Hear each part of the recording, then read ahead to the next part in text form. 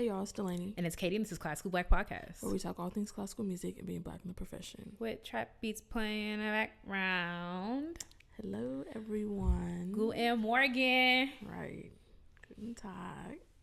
Yeah. Guten Nacht. Maybe. Mm-hmm. If you in Japan or something. Japan listen to us? I think at some point. Mm. Well, yeah, konnichiwa. Like, yeah. Yeah. We said we was gonna start off the show with Patreon sometimes. I have not done that, so just want to remind you guys that we do have a Patreon. And also some people on Patreon, we just sent out some merch as a thank you, so you should be getting that soon. And we also do our monthly live streams on Patreon. That's for all paid tiers. Starting at $1, you get access to our monthly live stream and also all the replays.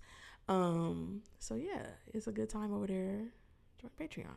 Like, it's $1. Yeah.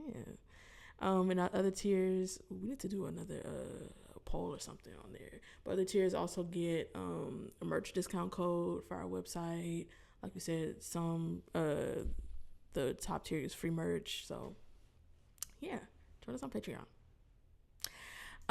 Anyway, for the news, I just wanted to start off by saying rest in peace to Norman Johns, a cellist who was with the Cincinnati. I'll be getting the CSOs mixed up. Cincinnati Symphony for 50 years. He retired earlier this year, and he recently passed away from a 2-year battle with cancer. So rest in peace to him. He was the longest serving black musician in the orchestra. In other news, a performer at the Royal Opera and Ballet has been banned for raising a Palestinian flag on stage during the curtain call. Somebody off stage tried to, get it out of his hand and stuff, so that ensued. He was hired as a freelancer with the Royal Opera House, and they said that they didn't give like a statement, but in their in the statement to like what I read, but they said that he was banned and is never going to be invited back. And they said that it was unauthorized and undermined their position of political impartiality. That's kind of insane. But he said, quote, "I chose to do my demonstration during the curtain call, a moment for myself. I chose to make it about something bigger than me. I did it because I wanted to draw attention to the atrocities that are taking place towards the Palestinian people by Israeli Defense Forces currently in Gaza." So shout out to them for doing that. It reminds me of the Super Bowl halftime show. What happened to that dude? Nothing, right? I mean, they was chasing him and stuff. I'm gonna look that up. Are our institutions often impartial? Like neutral in these type of situations?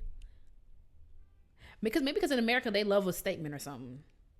And really, I feel like only from the past couple years though. Yeah, that's but true. Also, to be fair, was I paying attention before? But I feel like it's just become more normalized in America for people to put out like statements and stuff like that, because more people have been demanding that of businesses, nonprofits, everything. Ban kind of crazy. Yeah. Like, cop out, don't do the, like, if you really want to say something like, hey, like, we agree, but like, don't do it again. But do you? Because it wasn't authorized, but neither is the bombing and starvation of hundreds of thousands of Gazan people, so Palestinian people, so. This like the flag, like he just went out. He ain't do it in the middle of third act. Which if he knew I feel like if he knew he was gonna be banned, he should just did that.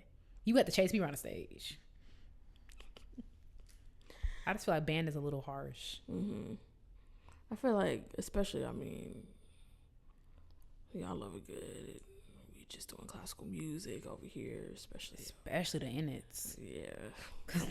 Like, girl, today is Jamaican Independence Day. Who is responsible for that? What we independent from? like they love a good. We don't see color, but when you went to Africa and you saw the color, you took it. Like there's a lot going on over there. Like did a doozy. when you hear British people talk about race, it just feels like a conversation from like the 1980s or something. Like it's just so for y'all to have started everything, like it's just responsible for the most Independence Days. Like, girl. Because I remember seeing a comment. I think it was a couple years ago. It was like on one of Amanda Seales' posts that it was some white lady who's British and was like, oh my gosh, can't believe what you guys are going through. We don't have that here. There's no racism here in London. And she was like, girl. It's amazing. I had to stop watching Love Island UK because I'm just not used to that type of. It's like, it felt like a comedy. Like the black girl Alima, I think she got eliminated because I didn't see her in the final 3 that they posted, but Alima was in there. Of course, 3 black guys come in, they're not attracted to her, except for one. The white guy she was paired with was like, yeah, I mean everyone in here is pretty. No, she asked you about Alima, not everybody else in here, and like not being able to talk to anybody else. Like it was just like it felt so like it's like I just can't do that kind of stuff. Maybe because Love Island USA is so the opposite, like. But I just feel like it's lots of, like, it's racism. Like, there's lots of racism here in this country. Like, I don't want to get it just because of a little TV show. It's like we got KKK marching in the street as we speak, like, whatever. I'm just saying that, like, the conversations are just a little bit more advanced and more nuanced than, like, we don't see color. We just don't talk to black people or marry them or have children with them. Like, or see them as human or anything like that. Let's not get out of hand. Like, yeah. And just because y'all didn't have Jim Crow don't mean y'all ain't got a lot going on. It's crazy because it's like, it's crazy that certain political statements or whatever, like y'all are claiming to be politically impartial, but there's just so many things that we've talked over the years about stuff being either swept under the rug or like them just not caring, like the fact that we talked about Anna Netrebko, who the Met finally banned from doing blackface like less than a decade ago. The Met trying to make sure they could pay off them renovations. Is them or New York Symphony, New York Phil? The Met was the one. I think we talked a couple weeks ago about their tickets dropping. I think they said they attributed that to tourist numbers dropping. But it wasn't they're not the one with the renovation recently. That's the New York Phil. Don't they both play at Lincoln Center though? But isn't it like multiple halls? I think New York Phil is doing the renovation. Oh, I've only been to the New York Phil, so I don't know what the other halls, or if they share, but they couldn't share. There's no way. No. I thought maybe it was the campus, but yeah, maybe it is just the hall. Oh, is it? Because it's like 3 halls there, right? Yeah, I think maybe it's just the hall, and because it's definitely New York Phil that's doing the renovation. Okay, so maybe it's just the hall. I take that back from the Met, but your ticket sales are low, so. But it's like y'all don't care about political impartiality when y'all got people in blackface. So, who is this? London Opera? Royal Opera and Ballet. And also, y'all didn't care when what's his name? It's just certain stuff that flies across the pond that I just don't understand. Like when James Levine, I can't remember the one that was. He's dead now, right? Mm-hmm. The one that was touching on, yeah. Who he was shunned over here, but still had a baton in his hand over there. So the way the white man will always have a job in Europe is so fascinating to me. It really don't matter what you do. So like you really could. Trump probably go over there after he retired from here. Oh well, he might not retire. I was gonna say he got us in a 360 deal. So yeah, never mind. But if he needed to retire, they probably let him right up in Parliament with them wigs. Speaking of Trump. Not him though. It's funny because the Trumps have been in the news. I forgot there's multiple of them over here, like in the arts and in every aspect of everything. But this was one that did not have to do with policy that I thought was like, what? So also speaking of London, if you're gonna be in London next month, you could potentially see the premiere of Melania, the opera. I really don't want to talk about this. And you think I'm joking. I will go to the bathroom while you tell the people. Why? Because what do you mean? This is a boundary I am setting up. I think I'm like, y'all, we're a joke to y'all. Who's the composer?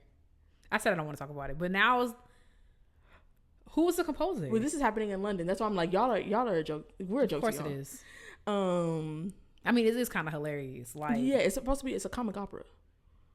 So I'm gonna tell y'all the premise and everything. Oh, they're making fun of Melania. Yeah, I'm gonna tell y'all. Okay. I'm gonna tell y'all the premise and everything. Okay, so it's Melania the opera. It's written by a cabaret singer named Melinda Hughes, who will also be portraying Melania in the opera. Hey, Melinda girl. And a pianist and composer, Jeremy Lim, and additional lyrics by the comedian Rich Hall. Says the opera is set in 2027 and imagines a possible scenario in which Russian troops have already annexed Ukraine, Hungary, and Romania and are continuing to move towards the west. While Melania is delivering a speech at a school, it is announced that the troops will invade her native Slovenia, creating inner turmoil about her allegiances. Placed in an impossible situation, Melania must decide whether to remain loyal to her husband and to America or to break her lifelong silence on the currents of power in which she is immersed. It says, despite the seriousness of the subject matter, the show is described as a, quote, laugh out loud, farcical comic opera that blends sharp political satire with personal journeys. So that's the premise. Emphasis on farce.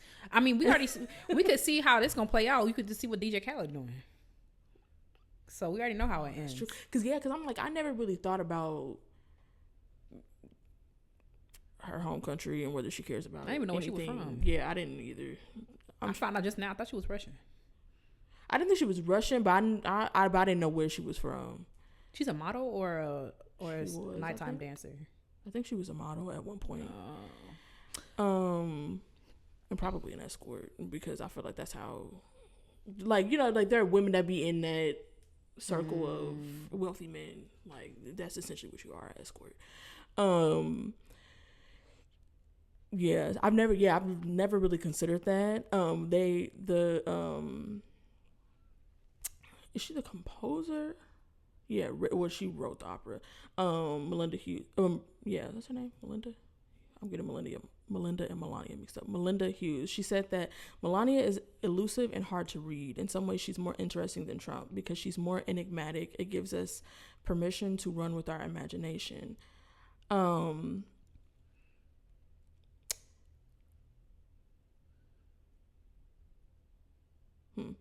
Yeah. I feel like, I mean, I see two sides because I do think that, like, in the beginning and in the middle, a lot of people were, like, projecting a lot of, like, beliefs and, like, narratives onto Melania Trump about her being, you know, secretly disagreeing with what Donald Trump is doing. I feel like she gives us nothing.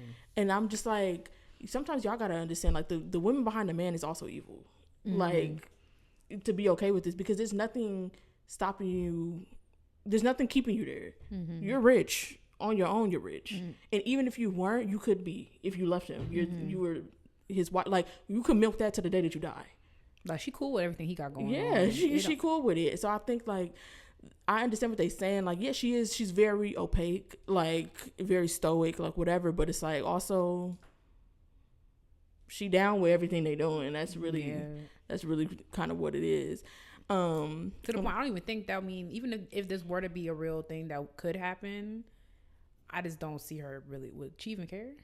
Yeah, that's the thing. I'm like, she really gonna rise up against the United States and do what? No. Yeah. And Trump be like, yeah. So anyway, we moving west, like. Yeah. So, I mean, I don't even believe she really like him like that, but still, it's like, she cool with what they got going on. And that's it. The performance featured, or that Melinda Hughes, who wrote this opera, she has actually portrayed Melania Trump before, as a part of a show at Edinburgh Fringe in 2019. And apparently that performance featured a song called Melania's Lament, in which she fantasizes about all the ways she might be able to get away with killing her husband. Now, Melinda, girl, send me a ticket. I'm sorry, I didn't want to talk about it. I'm talking to you, Melinda. Send me a ticket. Now, if you ever try to come to the U.S., they will flag your passport. I was about to say, dang, that's something y'all really have to do in Edinburgh. But girl, please, what I gotta do to get a ticket to the show? When it's coming out? Next month. Girl, I'm gonna plan in September. Actually, my September is I was about to say insane. I'll make space, girl. Come on. September what? Oh, let's see. Let's get some tickets. Melinda. Not Melinda. Melinda, send me a ticket, girl. Oh, pay what you can. September. Wait, is that 25th?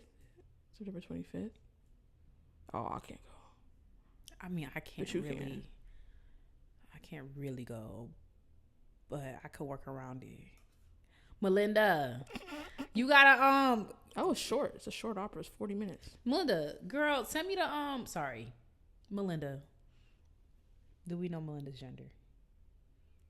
Melinda, can you please send me the link to the? Can you live stream it? I will pay what I can to. I need to experience it, Melinda. I'm gonna see who are. Oh, this is a. Is that a festival? Oh no, that's just other events. I'm looking at the cast. It's a very small cast. I know Trump is not in it.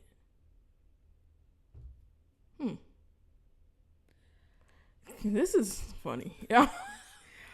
Melinda, I don't think you understand, girl. Like, and I don't think I've ever seen a comic opera. Oh, what's that dude?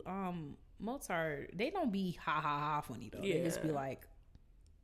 Cause like there were moments of humor in Fire Shut Up in My Bones. Definitely wasn't a comic opera, but I've never seen like Magic Flute's a comic opera, isn't it? Maybe. Yeah, and I've seen portions of them because in music history, it's like it's comic in like. This is written in 3/4 with staccato. It's not like this is funny, in my opinion. Mm-hmm. I can't. I've seen some moments that are like silly, like kind of slapsticky. Yeah. Not like this is actually funny. But we should bring the comic opera back though, because it would be funny. Okay, it's writing one. Yeah, Casting back the opera. Just be us sitting around. I mean, yeah, that would be cute. If you compose to hit us up. But back to Melinda. Melinda, how much I gotta pay for the MP4? So this gives actually a different or a more detailed synopsis. Let's see here. It says, set in 2027 during the tumultuous third year of Donald Trump's second term, Melania Trump. Third term. Actually, perpetual term. By that time, I was to say there's no more terms. Once he gets past 2028, well, this is 2027. So and them ankles live forever. Wait, sorry, that's not what I meant to say. I said I was thinking about his ankles, but I meant to say his evil is forever.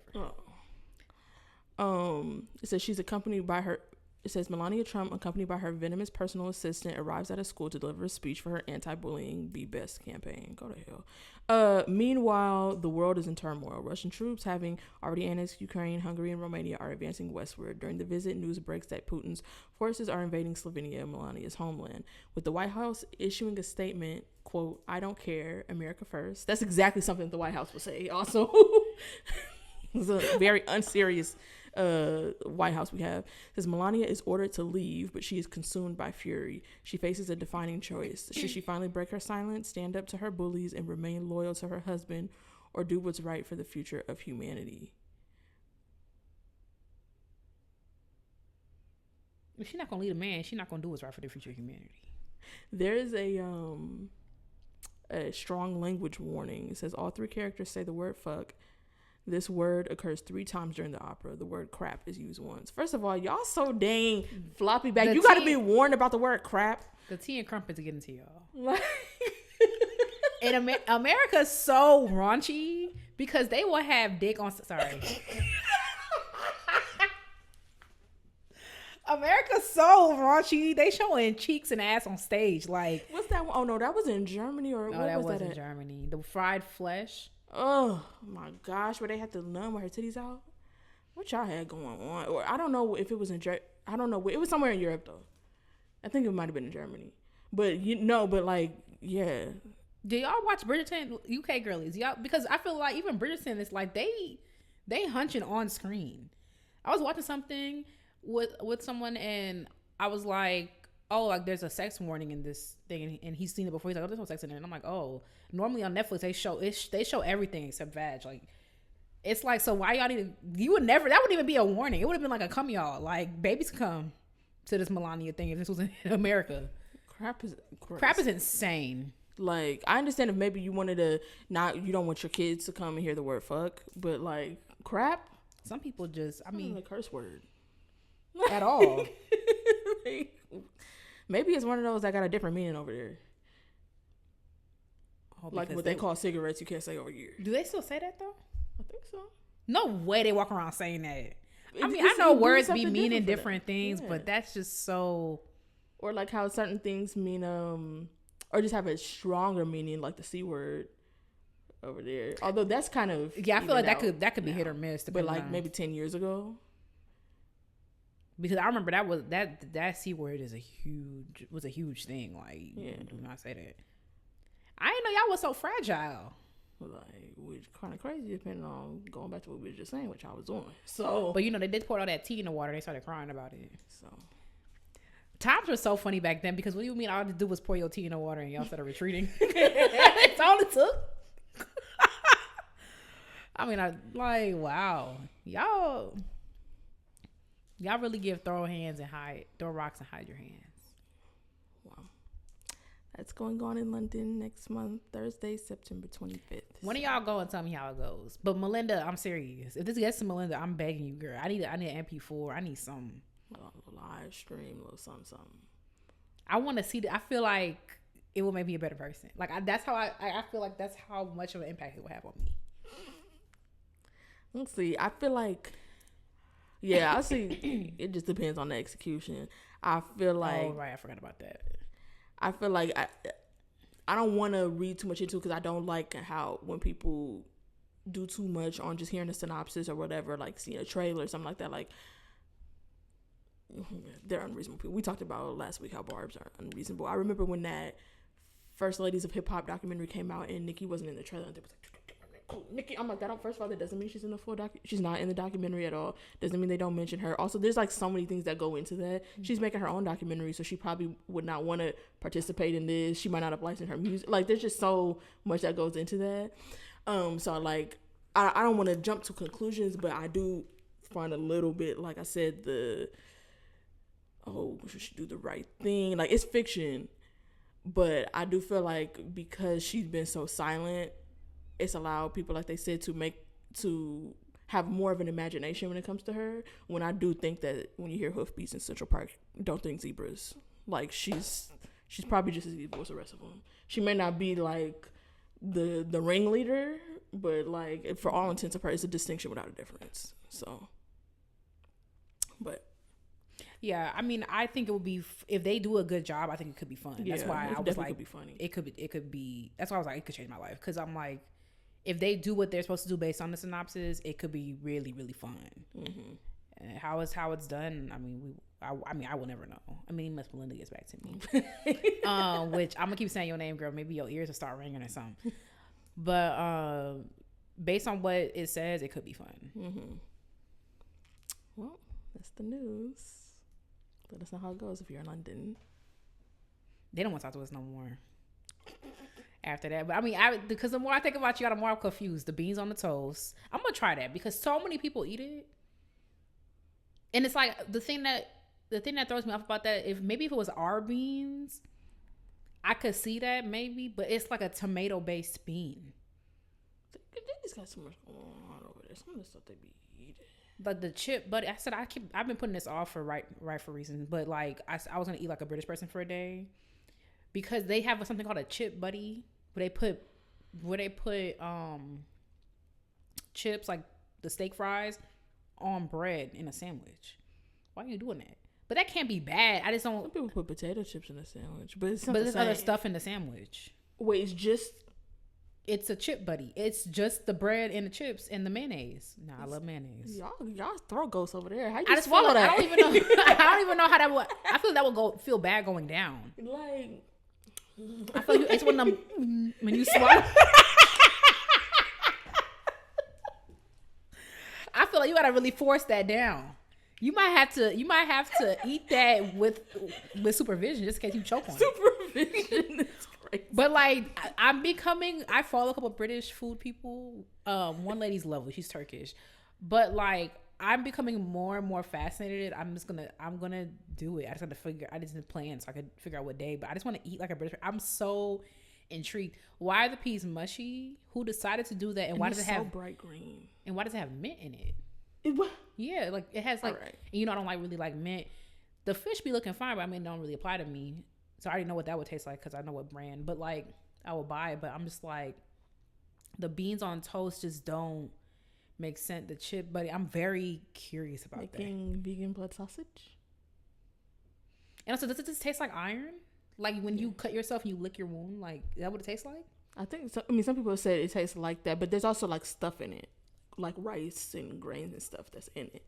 I heard that's one of those things that like kind of like escargot. Like when I had a French exchange student, I was like, "Girl, we trying to snail." She was like, "Girl, don't nobody eat that." Now I've seen, but it's part of the full English breakfast. People eat that with it. I think it's one of those things that a lot of people just don't like. Like people eat escargot. So. You know what? Understandably so. That's why I'm like, certain stuff we don't gotta do no more. You know, like I feel like how black people like chitlins. Yeah, I'm like, we don't gotta do that no more. So I think it's one of those things. Like you will meet black people. I know black people that eat chitlins. I know one personally who eats chitlins. Yeah. Which like you eat the chitlins, but you complain about the vegan food. That's kind of crazy to me. But I feel like it's one of those things where it's like an acquired taste. Like people have it, they just the majority of people don't. Because I be watching the full breakfast place and I've never like dish ups and like I rarely see a blood sauce. It's just always like the bacon, which always looks like wet and floppy. It's just, but like, yeah, I'm just so curious. And also, I've been to London and I had them bland fish and chips. So much so that I went there, I had vegan fish and chips, and I went home, and that was the first thing I made because I felt robbed of. I think it was before my YouTube channel. I was like craving it, and I didn't have it craved because I had concepts of vegan fish and chips when I went to that restaurant. So I don't know what y'all got going on over there. My stomach was touching my back when I went to London. So, but I heard like the Indian be good. I'm surprised about that. Was that before your Indian era? I didn't have no money. And I was with my mom, and she was, once she saw something that made her like, I don't want to eat nothing here. So, that's crazy. I'll tell y'all, stuff just be whatever. And like, also McDonald's. It's fun to try McDonald's, and I go to McDonald's in other countries because I can eat it. Yeah. I went like McDonald's Canada. I went there. They don't fry the fries and beef tallow anymore. That's what I heard, but it's something. I need to look it up. It's something. I need to see what it is because they stopped doing that like in the 90s. But that's what somebody in my comments said. Tons of cross contamination. I had to stop eating at Taco Bell for that reason. I'm tired of picking cheese out of my stuff. I don't even really like doing that for real. Mm-hmm. So yeah, I was like, I'm surprised you eat at Chipotle because the way they be. I only eat Chipotle if I go into Chipotle. Mm-hmm. So I could, because I'll be like, hey, can you make sure you don't get that cheese? Because you know the cheese all in the guac, like. And they be with the same gloves. And I'll be like, can you switch my gloves? Yeah. So I only eat Chipotle if I can go to pick it up. And I stopped getting burritos. For real. I might, maybe I'm finna move. I might have had a burrito a couple weeks ago, but I asked him to change his gloves. Mm-hmm. But yeah, I'm curious. The British food interests me because I was like, what y'all doing? The Sunday roast does look good. I can't lie about that. I was about to say they got a little couple things here and there that be like, okay, that's regular. I saw something maybe a couple months ago that I remember just being absolutely floored by, and I wish I could remember. But you know what? It also kind of reminds me of this crazy stuff y'all be coming up with is like some of the Midwestern stuff here. Like how y'all be putting anything in a casserole. Some of y'all be putting everything in gelatin. Now, to be fair, that was kind of a trend like in the 50s and stuff. Yeah.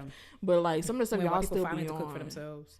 Yeah, y'all still be on chopping up Vienna sausages and chocolate bars and stuff. I don't know what y'all be on. But it would just be weird. Some of the stuff y'all be weird. British food look like the stuff I be seeing sometimes, it just look like your parents left you at home for 4 days. You just trying to scavenge, figure out what to do. But right. But that Sunday roast, I can't lie. And isn't shepherd's pie though? Ooh, shepherd's pie is very good. Listen, and what y'all did with that, I have to say, do more of that. I have to say, well, I was about to say wee. Nope. What do y'all say? What they be saying? We saying how much I be taking some British slang sometimes. It be tea. But yeah, I haven't been. Ooh, I can't wait for a fall. About to be my era. I mean, you could eat shepherd's pie in the middle of the summer, but it's just kind of like. But that's why they don't be turning the oven on because they don't have air conditioning. What's up with that? I mean, I guess it makes sense. They don't really have a lot of hot days, like hot. Yeah. Come remember, I told my cousin, like, the last time I saw her, I was like, girl, I'm finna come to, she don't stay in the fun part of England. They're, like, in Worcestershire, wherever that place is, Worcestershire. And somewhere around there. And I was like, girl, I'm gonna come visit, like, in summertime, girl. I'm gonna hit you up. And then she had a baby. And she was like, what summer? And I was like, oh, I thought she was being dramatic, but, like, 60s all summer, kind of crazy. But also not this year because it was a whole thing about Wimbledon. People was passing out. But then they had a heat. And I remember like the girl, the lady I watch her every day. I don't know why. I just really like her stuff. And she was like, it's too hot to turn the oven on. And I'm just thinking like, what they got to do with the price of tea in China? Like turn the oven on. And then I forgot like they don't have air conditioning because it's kind of like, what for? Like if it's you don't really need to air condition in 60-degree weather. And I was like, dang, y'all really passed out. It was like 80 something degrees, like maybe 85 degrees. But it's like, yeah, they're not used to it. And also Wimbledon, somebody was like, just for gentlemen or whatever. Because I was like, why do y'all have a 3-piece suit on? There is a dress code at Wimbledon. It does not require you to wear a 3-piece suit though. Yeah, and that's what y'all don't understand. That everybody always just want to argue. At the bottom line is you do not have to have on a vest and the outer and a long shirt and long pants. You don't have to be wearing that at Wimbledon. But I understand it's Wimbledon. You want to tea and crumpets, all that. But it's like, if y'all know you can't, you can't handle 85 degrees. Some of y'all 85 minimum. So. And I'm trying to figure out, like, the lady I follow who's Turkish, like, I really want to go to Turkey until she said she was in Turkey last week and she was like, it's a lovely day today. It's 43 degrees. And I'm like, hold up, let me go look that up. Why is it 114? You talking about it's a lovely day? And she walking outside. She's just like, yeah, girl. But I'm like, I wonder if it's one of those things. Like, does the 85 feel hotter because it's normally colder? You know what I'm trying to say? Or does it feel hot if you're not used to it? Because, like, the lady Sevda, if she walking around in 114, 15 degree weather talking about it's a lovely day, but in the UK, she's like, it's absolutely boiling outside. I wonder if it's, like, relative. I don't know if I'm, like, saying it clearly. Like, so does it something feel hotter? I mean, obviously, there's humidity taken account, too, because when I was in Vegas, I mean, I remember the couple of days in Memphis when it was 105. It felt like you were opening like, every time you opened my front door, it was like opening an oven and like sticking your head in the oven, versus when it was 105 the other week in Vegas, I was like, it just feels regular out here. Like, it don't feel that bad. Yeah, maybe also it could be a breeze. Some places got a breeze, Vegas had some a breeze. Don't. Some maybe some clouds blocking a little bit of it. I don't know. I feel like part of it is them just not being used to it. At least part of it. And then also maybe there being no relief, like, because y'all don't have a system in place. Yeah. But also, it's also interesting because are they on the water? Because it's an island, right? Because that also helps. But does it? Because Cartagena was right on. When I went to Cartagena, I was like, I have to stop sinning because it's just not. It's not gonna work. Like, hell is not gonna work. Like, I don't know what to tell God, but we're gonna figure something out. Like, I took like 3 showers a day in Cartagena. I was like, it was hotter in the shade. It's hotter when you stand still. I was literally there like, oh, I gotta stop sinning. So I don't know. And it's right on the water. So that's different though, because it's also right on the equator. Oh yeah. Science. Anyway. Shout out to Inez. I will let y'all know if y'all care when I eat bread for that. Because like I don't know, something about that chip buddy sounds terrifying and delicious. And also shout out to them for being like, you know what, we have so much like food stuff here, no carbs. And now you know what we finna do? We finna put potatoes on the bread with mayonnaise. And you know I love mayonnaise. Cause I eat fries and mayonnaise. I love fries and mayonnaise. Okay, it's like fries and ranch, except without the seasonings. Fries and mayonnaise is so good. Ooh. I'm thinking about those three things. Fries. So you know what? Something Katie, you're gonna do what you're gonna do. Something gotta be wet on the bread. What would you put if you had in the trash? Because I knew you were gonna say that. If you had to eat a chip buddy, what would you put on it? It's like, what condiment goes with that? Because ketchup on bread is not good. Here's exactly what I would do. I want you to answer the question. Wait, what kind of bread do they use? But it has to be sandwich bread. I can't remember I think it was sandwich bread, but it has to be. For my bread, I would use like a pastry, whatever, and I would mash the potatoes up, and I would put some peas in there and some Indian seasonings, and I would fold it into a triangle, and I would deep fry it. And then I would dip it in a mint chutney or a tamarind chutney. Very good. That's a samosa. What I'm asking you, because I was trying to think of what's the closest thing that has potatoes and bread that tastes good. But I'm like, it's so far removed from a samosa because I know it don't got no seasoning on there. It's probably regular sandwich bread.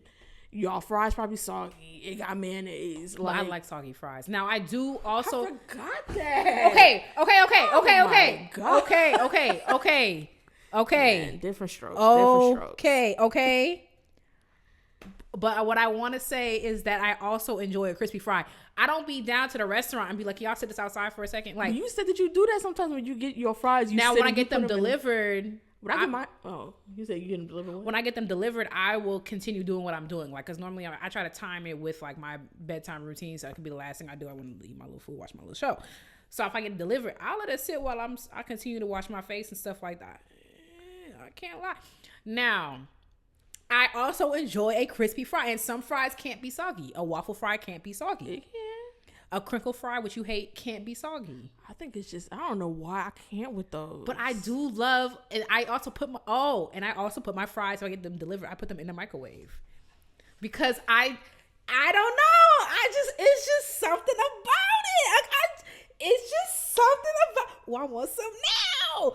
It's something about a soggy fry that I enjoy. Now, there's this spot that I also go to, this vegan spot I go to out here, that does vegan Tex-Mex, and they have lovely fries. I will put those in the air fryer because of their, I don't know, it's a certain fry that don't work for every fry, but in general, I will always eat a leftover fry. There's no, and I know I grew up hearing don't say the fries don't heat up well. Ain't no problem, baby, ain't no problem. How serious it is for me, if I order fries from a place, I will order the priority so they bring it straight to me. And I also usually order more fries than I'm going to eat because I know by the time I get to the bottom, I'm not going to want them. Like, that's very serious. Like, I can't, and especially if I go through a drive-thru, I'm eating my fries on my way home. But you can throw them in the oven. It's nothing like when they fresh out the grease. Nothing fresh like out the grease. Do you like soggy cereal? No, it has to be in the middle. I like my cereal. I start eating my cereal standing up. But it depends on the cereal. I enjoy soggy cereal, depending on the cereal. Because I also don't eat fun cereal. I don't really like Fruit Loops and like stuff like that. I think it was just like what was in the house when I was growing up. I just don't really care for that kind of stuff. So like I like Raisin Bran. Raisin Bran gotta be like in the middle. And then before I was vegan, I would eat Honey Bunches of Oats. That's my favorite cereal. Which I love soggy. Like to the point that I would heat up the milk. Heat up the milk is and we are so freaking opposite because I put ice in my milk. Because my mom would heat up the milk for cereal. And my mom would put ice in hers. And that's funny because I didn't start doing it until I was an adult. And it's one thing like people be like, the milk already cold. I'm like, that's what you think. The milk not cold. No, I would put ice in my milk when I used to drink it. It's so good and then I had it and I was like, oh, this is tea. But I didn't really make like the connection or whatever. And then I had a bowl without ice. I was like, who's put my milk on fire? Like, this is crazy. I'm like, I have to have the ice in there. And I put it very strategically, place the ice, put it underneath the cereal, all that type of stuff. And I put my milk away real quick. And I have eating my cereal immediately. Like, I needed to be crunchy. Like, Honey Bunches of Oats was so good, soggy in warm milk. Even when I eat granola, because sometimes I do granola on yogurt. Sometimes I do granola with milk, like an almond milk. And I heat up the milk. Like the oat milk or the almond milk, so I can put my granola in there. So by the time I get to my room and get settled, it starts to get a little soggy. I just really like oatmeal is what I'm saying.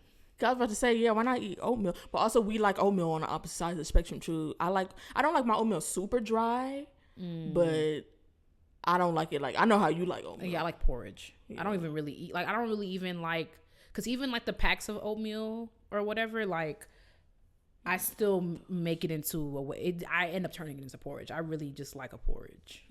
I feel like if I want something like that, I'll have like a cream of wheat or something. Oh, that's fair. Like if I want something liquid, I don't want it something that's supposed to be liquidy. I just hate thick oatmeal. I just think it was just like the way, like I wasn't really raised eating that. So you kind of just like some stuff you just hold on to, and it's like you want to raise eating soggy fries, and you. I wasn't raised doing that, but I would say like Jamaicans just drink porridge. So it's like if it was too thick, I just never liked. I don't like chewing on it. I just want it to be. But soggy fries are so. I don't know how to explain soggy. So. Yeah, I do enjoy a soggy fry. My name is Katie, and I enjoy a soggy fry.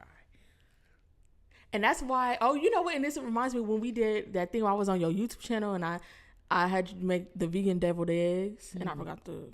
But and I already knew when you made it, and we was gonna do it the next day. I was like, this is a losing battle because I don't like stuff that's fried the next day. Oh, because when you deep fried it, and I was like, we finna.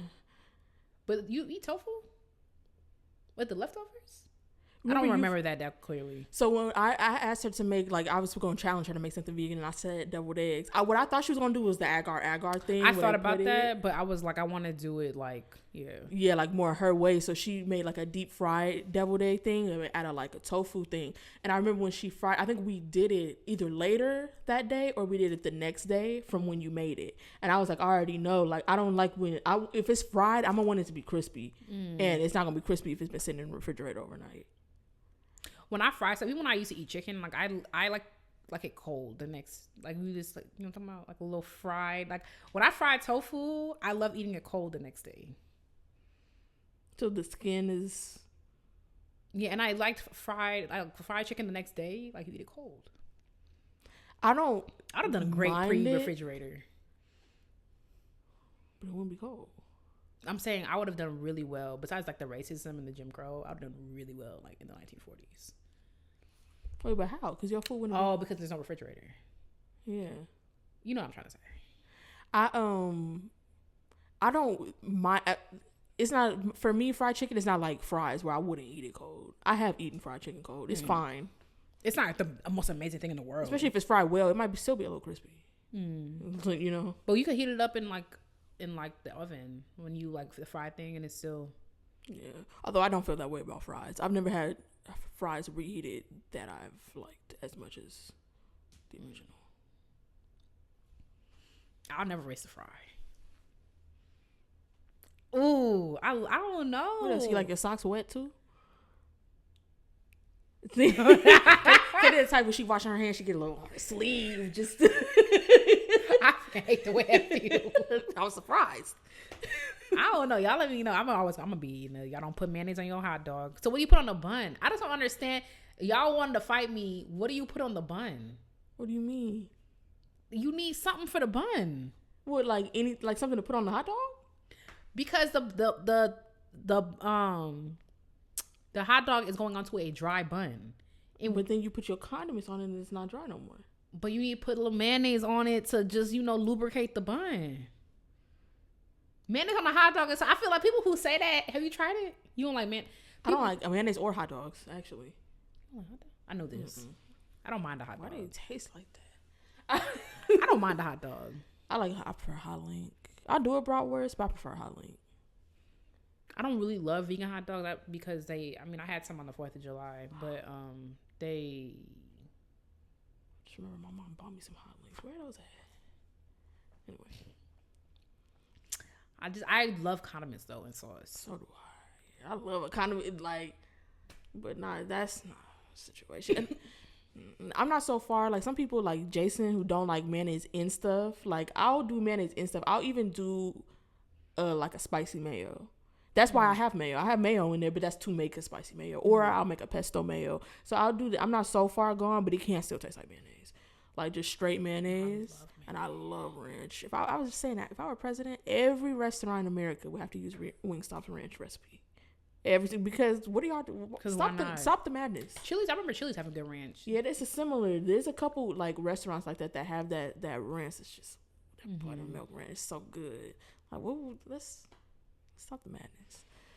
But yeah, we both love a condiment. Yeah, I'm saying because my man chili oil. My man hates condiments. Richard hates condiments.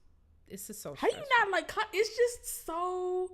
I was just talking to something. Yeah, somebody was in a similar boat. Like, it just enhances. It don't mean it's not good without it. But that's the thing, because that's Richard's argument. If it was supposed to be like that, it would come with it. Please don't piss me off. Now, I understand that I overstimulate sometimes with condiments. Like, if I'm trying to keep it cute, like, I'll skip the condiments. But if I'm feeling like I feel like eating today, like sriracha on the pizza, dipping the pizza in ranch. It's really hard for me to eat pizza without ranch. I want to say a public apology to Nick Weinberg. In first grade, I looked over your plate at lunch and I said, ew, because he was eating pizza with ranch. Nick, I am sorry. Wherever you are, I hope you're doing well, unless you're a Trump supporter. But that's just my preferred way of eating pizza. Frozen pizza. Pizza and ranch is good. I remember seeing it and thinking, ugh. And then I tried it and I was like, this is good, but it's not a habit I want to start. It is a habit I got, unfortunately. I was just like, I can't. And then I started other ones, so. Like, pizza and ranch is so good. Like, it's fine without it, but I feel like when I eat pizza without ranch, I'm thinking about how there's no ranch. Like, when we went to Easter's restaurant and I was supposed to bring ranch with me, and I don't know, we weren't in a rush, so I don't know why I forgot it. And I'm sitting there eating that pizza. It was good, thinking about how this would be better with ranch. And I went home and I ate the leftovers with ranch. Well, what if they would have had some? Oh, but maybe not a vegan one. Not a vegan one. No, not a vegan. They definitely probably would have had some back because it had salad. Yeah. And that's why I like pizza and salad, because you can put a little bit of the salad on top of the. Either way, ranch is gonna be involved. So it's gonna have to. Is it manual or is it a different, like?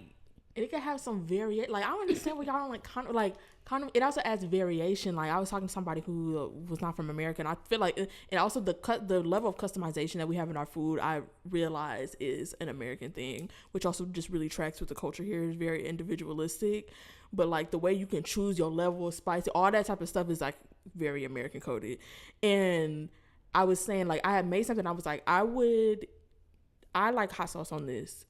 And they were like, why don't you just put it in the thing? And I'm like, well, because not everybody likes that. If I'm not cooking for just me, even if I was, actually, certain things, I just don't put hot sauce in it. It's a condiment. I put it on after because I might want a little bit extra in this bite. You just never know. Like, you have the best of every world, like, when it's a condiment. Why put it in the thing when you could choose, you could mix it, match, you could try with it. Like, that's why they give you both chutneys with the samosa. Like, yeah, just Indians.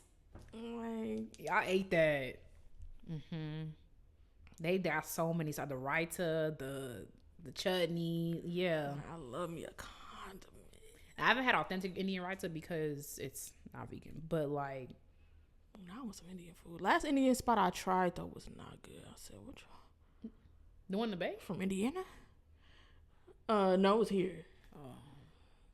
I was like, and that's why I don't like. I really haven't found an Indian spot here. Oh no, that one that we went to though, that was good. That's in Pasadena, right? No, that other one. You remember that other one we went to? I don't know where that one was at. The one we had to pay for the rice separately. Oh, it's on like Beverly. No, it's not on Beverly, but it's over there. That one was good. No, I like that one. But I haven't found having an Indian spot here. I haven't really found that.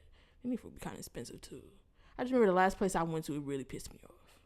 Yeah, I feel like the most Indian food I be eating be from Trader Joe's, which is problematic. But I just don't be.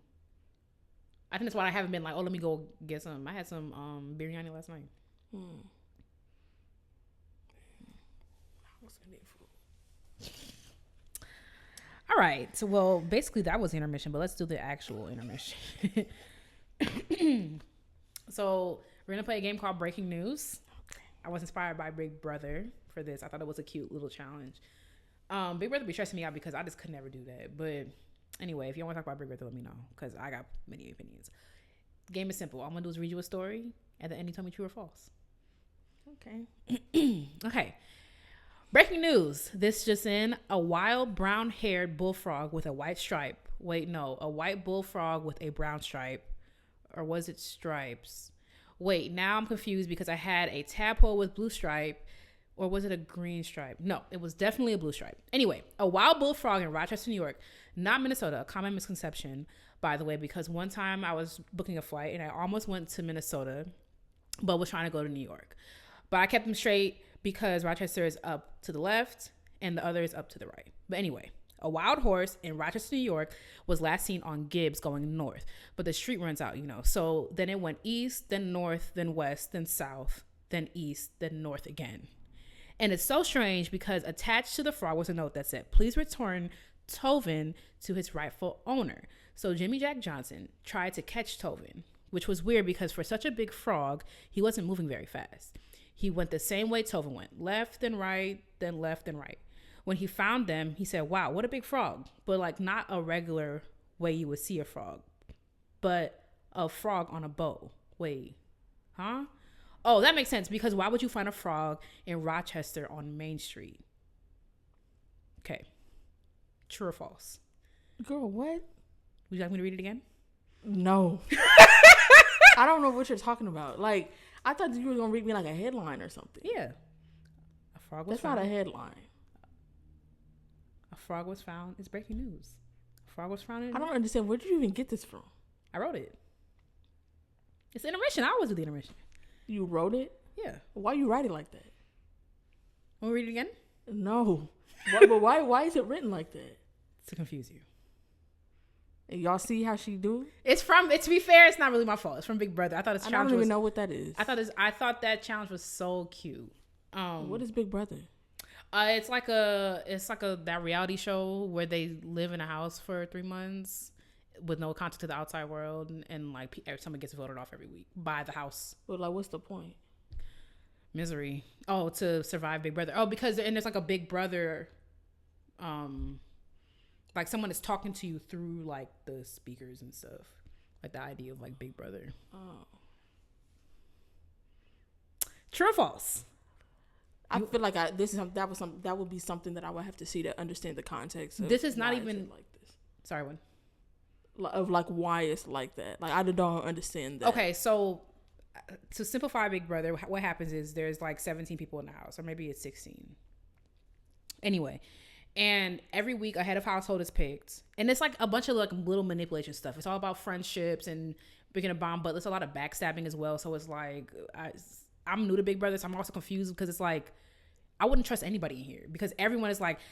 This one girl was crying like, oh my God, my friend, because everyone's forming alliances and whatever. And she was boo-hooing about crying about her friend because she was up on a chopping block to be sent home just to go in and vote for her friend to be sent home. So like, I just don't understand the game. I'm just speaking about it.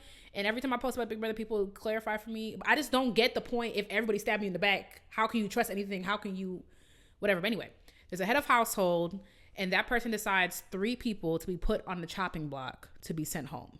And the house people vote to send one person home every single week or every episode or whatever. I think it's every week. So in order to decide like who's head of household, there are challenges they play. They do all types of weird stuff. They was in the dark looking for big keys and all types of games that they play to decide who's head of household. And then also who, if you win a veto, like someone puts you up on the block, there's also challenges to win a veto. So like if you got put up on the block, you have a veto, I'm out on the block, then they got to pick somebody else. So that's basically that's like the simplistic version. Every week there's one person in charge, 3 people go up, 1 person goes home. And there's games in between to decide who's in charge and games to see if you can save yourself from being sent home, basically. So this is one of the challenges from it. There was like a breaking news thing and there's a bunch of details. And then I thought it was funny because we were just talking about comprehension, which is like hard to comprehend I was curious because they must have done this in previous seasons. They're on season 27. So I don't know what they've done. And somebody was like, I'm watching at home. I'm like, oh, true, false, true, whatever. And someone who got eliminated was like, it's way easier when you're watching at home to say like what it is. So I was like, okay, period. I'll do one this week. She does one next week to see if it's actually easier how much stuff can you comprehend after there's a bunch of stuff in the story that confuses you. Can you still, true or false? Right answer. So I'm supposed to know that? Because all my true or false things are in from the story, based on the breaking news, like the story. Oh, I didn't know it was like. Okay, I'm just gonna guess because I don't know. I might have to read through this again to see like. I didn't know it was like there's something in this that you. Because really, if I was like, today I got up, went to the store, and I came back home. True or false? Katie went to the bank. That would be like the simplistic version. But it's like, you can't, if everyone would get it right. So there has to be like, maybe something's repeated over and over again. Maybe they went right instead of went left. Like, it's that kind of thing. Like, just like how in school it will be a paragraph and then you had questions at the bottom. That's just what this is. Mm-hmm. Except it's like a little confusing because there's a lot of details in it. Okay, so it's like assuming say it's true, it's like a fact or something that has happened and it's buried in all this stuff, all these extra details. Yeah, everything that every I have 4 questions here. They're all reflected in the story in the true way. Like, you can, if you, just like how like we had them paragraphs, you have to answer the questions, you can, all the information to answer the question is in the paragraph. Oh, so you're going to ask me other questions other than true or false? No. Okay. There are 4 true or false. So I read the story and then you tell me true or false. That's it. Whether or not the story happened? No. So they're using the bank example. Like, if the story was, today I went to the bank, mm-hmm. and then I went to the grocery store and I came home. Mm-hmm. That's the whole story. Mm-hmm. So, true or false? I went to the bank yesterday. Is that true or false? Well, did you just say? I didn't remember what you said, so I'm gonna be back. You said today I went to the bank. That's what I said. So, true or false? I went to the bank yesterday. Actually, you know me. But I can't really tell you. Just based on what I said, true or false, I went to the bank yesterday. This is the story. So based on the story. So you asked me, is that in the story? So no. So it would be false. Even though me, I'd be like, well, I don't know. Like, of course you don't know, yeah. But it's like, it's the same thing. Like, based on the story. Yeah. True or false. That's what it is. True or false. So what was the second statement then? What do you mean? Like you said, I went to the bank today. True or false? Like how the example you gave me had 2 things. It had a story and a statement. Right. That was the story. The story was, I went to today I went to the bank, mm-hmm. then I went to the grocery store, then I went home. That's the whole story. That's right. just for simplicity's sake. That's the story. So true or false? I went to the bank yesterday. Mm-hmm. We know that's false. Mm-hmm. I went today. True or false? I went to the grocery store. Mm-hmm. That's true. Mm-hmm. True or false? I went to the arcade after I went to the grocery store. I'm asking about, so that, maybe I'll have you read it again, because that, I only heard the story. Is there also, like, how, in the example you gave me, there was the story, and then there was the statement that you asked me was is this statement true or false? Is this statement true or false in relation to the story that mm-hmm. I read? That's what it is. Yeah. But for that, I didn't hear is this statement true or false? I just heard the story. I didn't get to say it because you were like, what is it? Oh, okay. I that's what I was confused about. I didn't know if you said it already. So I'm going to read the story, uh-huh. and then I'm going to ask you 4 true or false questions. I see. Okay. Breaking news. This just in. A wild brown-haired bullfrog with a white stripe. Wait, no. A white bullfrog with a brown stripe. Or was it multiple stripes? Wait, now I'm confused because I had a tadpole with a blue stripe. Or was it a green stripe? No, it was definitely a blue stripe. Anyway, a wild bullfrog in Rochester, New York, not Minnesota. A common misconception, by the way. Because one time I was booking a flight and I almost went to Minnesota, but was trying to go to New York. But I keep them straight because Rochester is up and to the left, Minnesota, and the other one is up and to the right. But anyway, a wild horse in Rochester, New York was last seen on Gibbs going north. But the street runs out. The street runs out. So then it went east, then north, then west, then south, then east, then north again. And it's so strange because attached to the frog was a note that said, please return Tovin to his rightful owner. So Jimmy Jack Johnson tried to catch Tovin, which was weird because for such a big frog, he wasn't moving very fast. He went the same way Tovin went, left, then right, then left, then right. When he found him, he said, "Wow, what a big frog." But it was a weird frog because not the regular way you would see a frog, but a frog on a bow. Wait, huh? Oh, that makes sense because why would you find a frog in Rochester on Main Street? Okay, true or false? A hare was also mentioned in this news report. False. Great. The frog was last seen on Gibbs going north. True. Okay. Good. Oh, that's right. Yeah, that's right. That was a complete guess. The frog was found on Main Street. True. Yeah, that's true. The news reporter had a tadpole with a blue stripe. True. True. See? When you said true or false, I thought that was just the question. I was like, what you asking me is true or false? I feel like it was like way overcomplicated. I might cut that out because it was like way overcomplicated for no reason. I'm like, girl, but also true or false. I was gonna read them. But also, I mean, it could be. But also, I feel like I might not be the only person confused by that. I might not cut it out just in case somebody doesn't get it. I mean, it could just be me. But like, I really was. When you said you was gonna read me, I wasn't aware that you was going to ask me multiple things, true or false. I thought you said you was going to read something and then ask me true or false. Rather, like, you were going to read, like, crazy headlines or something like that, like the breaking news. Oh. And I had to say true or false, whether this actually happened or not. I see. Yeah, that's where I was going. So when you started, I was like, she having a stroke? And then I looked at you, I was like, no, she's doing it on purpose. Oh, that would be T too. I might do that. Guess the headline. I feel who does that? I feel like SNL, not SNL. Someone did that. Like, is this headline true or false? Mm-hmm. I think I've seen that on TikTok.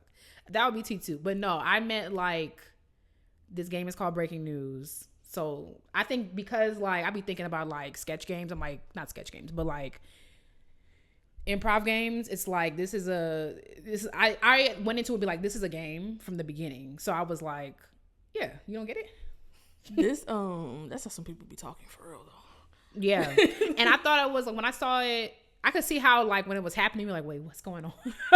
And then at that point I stopped listening. Not stopped listening. But it's like I just don't know what you're talking about. I'm just gonna wait for it to stop. Yeah. Because when I was watching it for the first time, I was like, wait, what? But I think they said a lot more instructions. I have to go back and watch it because they probably maybe said more instructions before. Maybe it's a reoccurring game on Big Brother and they already knew how it was gonna go. But it was like they did breaking news and it was like called like twin news, and it was like two people and they were saying the story at the same time. And it's like little things like the dad had polka dots, like white shorts with red polka dots, and the question was like true or false, the dad had black shorts with red polka dots. It was like something like that, you know, where it's like you really have to be paying attention to see like if people can glean from the story, can you stay focused enough? And I thought some people's strategies were like repeating everything after the story would say, but the problem with that is like the stories are so long. That's why it was purposefully like long.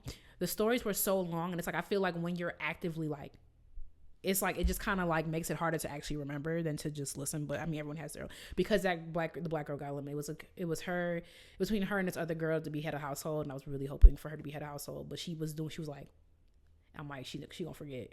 Mm-hmm.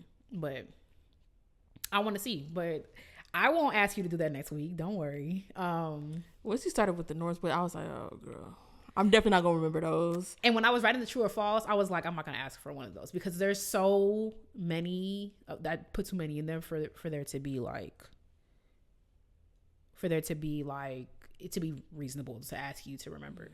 But I wanted to like just turn you around a little bit. Also, half of those, I didn't remember. I guess. Oh, really? The colors I remembered because I remember thinking like, okay, I'm waiting for you to be done with the wait. No, it was this way. And I'll remember the last one you say. And I remember the tadpole because it was only mentioned once, I think. Mm-hmm. But other than that, and then I do remember the Main Street. Those three are for sure like it was from my memory. But I mean, I'm curious. Some people let me know if you were confused because I was like, I did say it real fast, like, okay, just true or false. So I'm gonna listen back to it. I'm curious, and I want people to know, like, I'll leave it in. I just didn't want it to be like, okay, so like, you know how I went to the grocery store? I didn't want it to be like, you said what? Teton. Yeah, I didn't want it to be like, y'all, you know? Well, you know, fast forward button right there. I mean, that is true. That is, I've been forgetting it. You don't have to, you don't have to listen through all of it, but. Well, I got there eventually. And at least I got them right. You got them right. Okay. Well, moving on. Yep. To the book club. We're back with the book. How is it going? It's going. This week I was thinking about this TikTok I saw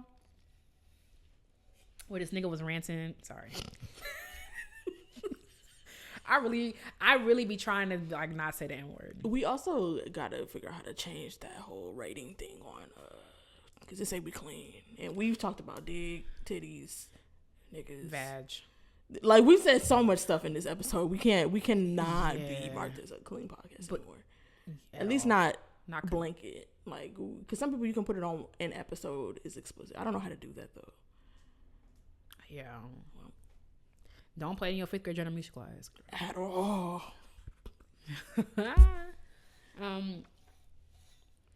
This dude was talking about how like he hates the way books are written today because they're written in a way that like all like the inference has been taken out of books. It's kind of just like books that really could be like 150 pages or like 300 pages because they explain everything out and like nothing's left up for guessing. Like they just want to whatever. And people in the comments disagree. I disagree as well because you could just read harder books. Like you don't have to read. That's such a blanket statement. Yeah, but I think his point. I've seen it in some ways where like they kind of just like spoon feed things to you. And I was thinking about that TikTok popped up in my mind when I was reading because Toni Morrison ain't gonna do that at all. It's like you dumb, you just and I'm right. I'll be hanging on. Because I mean, she calls it jazz because of the flowery writing and stuff like that. You nailed it right on the head, girl. You did it, Toni. You done it again. But from what I remember about Toni writing, I feel like she just write like this. So I gotta reread The Bluest Eye to see. But I remember her writing being flowery like this. Yeah. Like I said, that's what I wanted to ask you because, like I said last week, this is not a book I should be reading after being in a reading slump. And then you said you kind of felt like it would do the opposite for you. Yeah. Do you still feel that way? Yes. I mean, I haven't started reading anything else, but I had a busy week last week. So, but I think so because everything I read is easier than this. Okay, that's another way to look at it. Like literally I read romance. Harry Potter is written at a 5th grade reading level. Like, oh, you heard that Barnes & Noble doing three romance books for $25 for now? Really? Online and in store. Oh, all right. He's right by Barnes & Noble. No, I did not hear about that. Okay, well there we go. But yeah, everything. That this kind of made me be like, should I read harder stuff? I should start reading harder stuff because I feel like I'm gonna be smarter after this. And it's like I want to, because like I want to read literature. And some people were also saying that you should listen to like lectures about books and stuff. And I also feel like I need to I'm going to start doing that. Like some books that I've read or books that I read moving forward, books like this, to read like professors and stuff that do lectures. They put them online and stuff like that, or read discussion questions and stuff, because I feel like that's just a muscle that I have not used in a long time.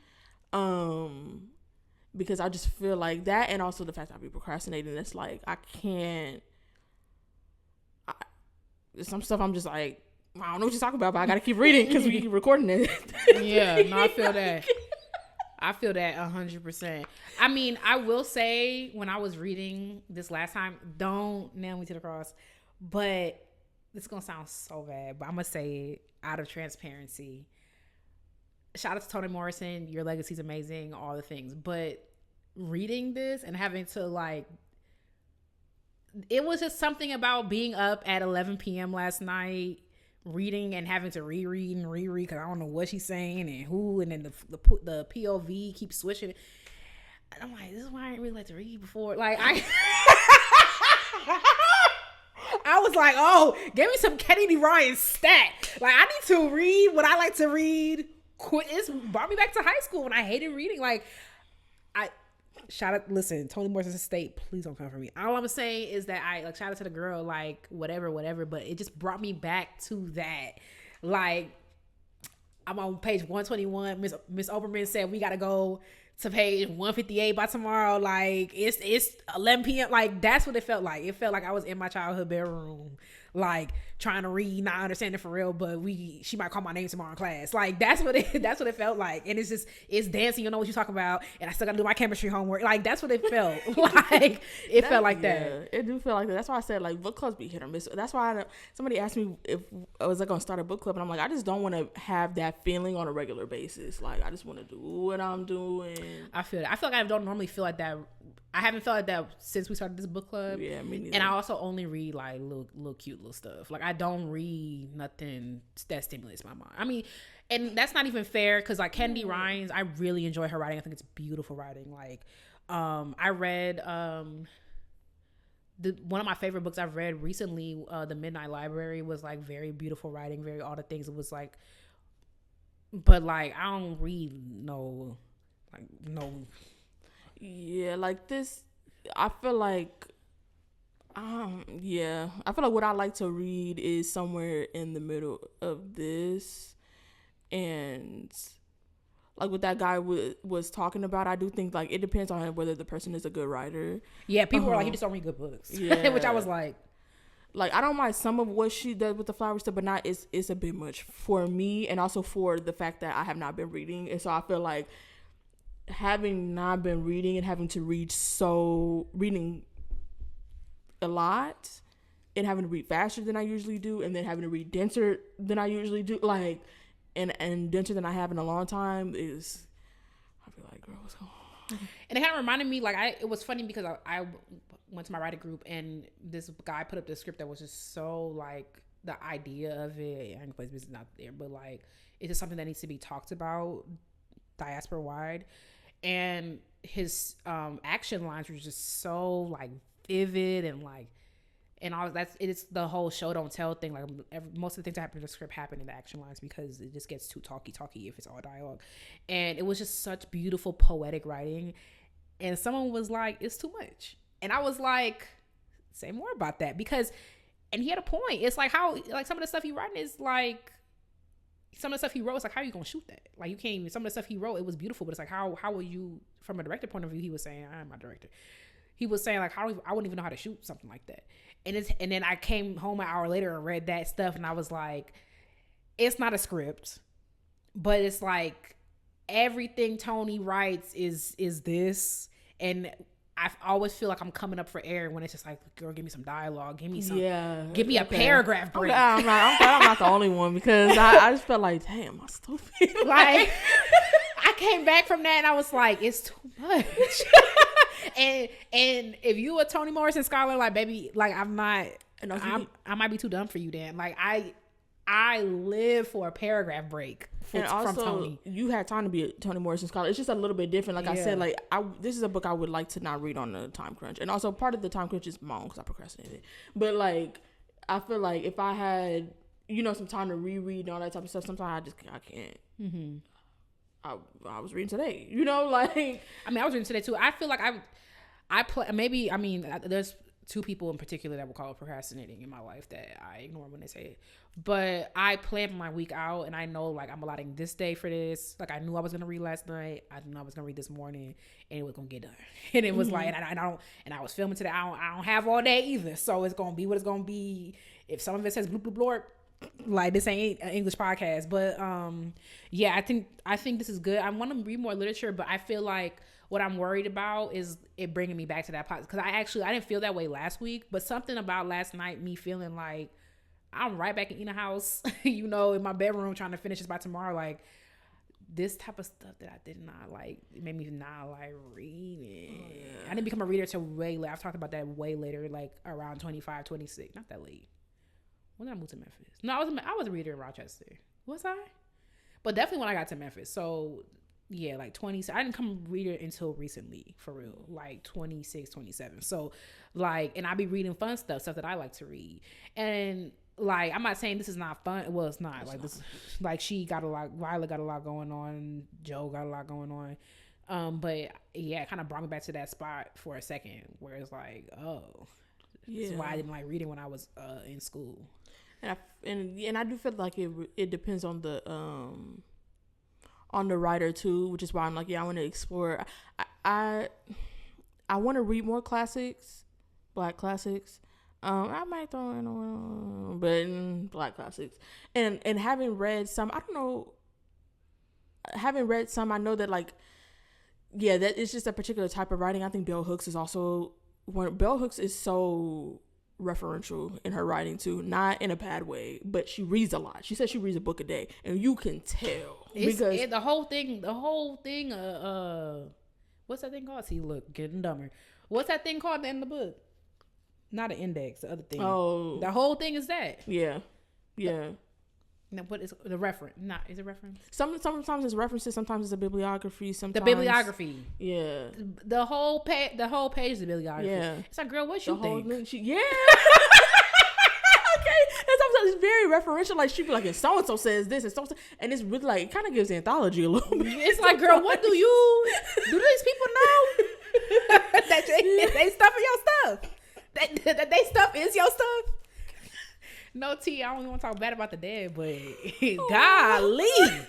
It's very, it's like I can tell you read a lot because I don't have that many things to reference. I was proud of myself when I was reading James, and it reminded me, that's another thing that like when you start reading more, I do feel like I need to, I mean, you also need to start just doing and writing and whatever, but also like experiencing other artwork does open up your horizons. Because like I was, after I read James, something about that book reminded me of this Ta-Nehisi Coates quote that I was like, okay, me being a reader, something about like that just is something that I feel like has never happened before, but like to be able to reference something else I've read that connects to this. But my brain be a little fatigued, especially like you can't. It's not something you can back. I'm gonna plan my week out better and not give me 2 days, because I was like, I said out loud, I'm like, if I wish I gave one more day to this instead of doing like the 2 days before, like I've been doing how I normally do my book club stuff. I know I'm gonna read on Monday and Tuesday. She just needs a little bit more like. I already plan to read tonight before bed. It just needs a little bit more space, and I will feel like. Cause it's just like a lot. I feel like last night. I mean, I wanted to go to sleep because I know I had a lot to do in a shorter period of time today, and I was like, I would like to read something else after this, actually, like as a palate cleanser. But it was already 1:30, and I'm like, I have to go to bed. But I feel like I'm gonna see how I feel next week, just like chasing it. And also it's going to be something quite short from here on out, because like I said, I didn't know the split of the chapters, and the first chapter that we're reading for next week is about the same as the other ones, but the next one is like 5 pages long. So I didn't know that the chapters were so it's 20 disparate. pages. It's 25 pages. Yeah. So like I just didn't know standard 20 pages. They were so disparate in how long like the average chapter length was. So like the amount that we have left is for 2 weeks. That little whatever. But also it's a Toni. Yeah. But it's like we've been through a Toni this. Oh, I mean, that is true. It's like Toni, please, mama. It's too much. I was playing. I was kidding. I want to be. I'm just not that kind of smart to casually read Toni Morrison. Yeah, like I don't think I want to be that girl so bad, but I'm wondering like maybe it's a muscle. I am trying to read a lot more, get off my phone more and stuff like that, because I read not even a lot last year. I read more than the average person reads, which I think they said the average person reads 12 books a year. I was like, that sounds high. That sounds real high, because average people. I was like, but also you know what, the old population is kind of big right now, so maybe it's they skewing it, because a lot of y'all can't even spell books. Because I feel like most people. I feel like most people I know are not readers. Right. Actually, I feel like the only people I know who are readers,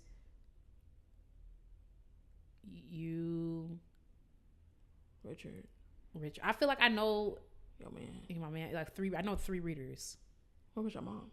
My mom doesn't really read like that. She will dibble dabble. Like if we on vacation, she'll bring a book with her. Mm-hmm. But it's not like my mom is not. Oh, I'm rereading. Yeah. No, my mom is not a reader. I wouldn't call her that. I mean, she has a lot of books. I haven't seen her pick up a book in a while, but I haven't lived with her in years. But I do know that if we go on vacation, she'll grab a book. Mm-hmm. If it gets open, I don't know. But yeah. Oh, Monica. Oh, Monica's a huge reader. Okay. Monica is a more than average reader. And this year... Yeah, that's it. So I know 4 people. How many books I've read? I read James. I read... Technically, one of the manga that I read this year was it 4 issues in one or 3? 3 issues in one, so I guess it's 3 books. But... I mean, I'm about to come stronger in the second half. Like, I'm going to have to come real strong. I feel like this is going to be a good kickoff, but I'm not going to get close to where... Because last year I read 20 books. I don't foresee, nor do I want. I'm lying. I read 15 books. And I think I read 15 too. I don't see or really want to. I don't see how I would even comfortably read 15. Yeah, and I feel like I could count the manga that I read as 3, but like, cause it's 3 volumes, which are normally sold as one volume is 1 book. But I just bought the big one that combines 3, but it's like this 1 book. I don't know. We'll see. Yeah, I mean, I have 30 pages of Harry Potter left, and I use it to prop up my phone when I was at the pool. Oh, and I am reading a Sally Rooney book right now. I have paused this since I started reading this. You know, I should.